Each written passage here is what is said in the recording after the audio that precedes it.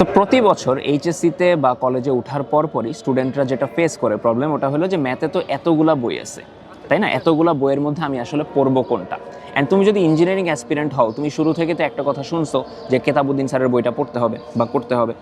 So এটা true কি না? অবভিয়াসলি ট্রু যে ইঞ্জিনিয়ারিং অ্যাসপিরেন্ট হলে তোমার কেতাবুদ্দিন স্যারের বইটা ভালো মতো করতে হবে, কারণ এইখানে যত ধরনের যত ভ্যারিয়েশনের ম্যাথ আছে অন্য বইগুলোতে এত ভ্যারিয়েশনের ম্যাথ নাই। স্পেশালি বোর্ডের বাইরেও কিছু উল্টাপাল্টা প্রশ্ন এখানে দেয়া থাকে। বাট প্রবলেমটা কোথায়? প্রবলেমটা হলো যে বাজারে কেতাবুদ্দিনের বইটা সলভ করানোর মতো কোনো কোর্স অ্যাভেলেবল নাই।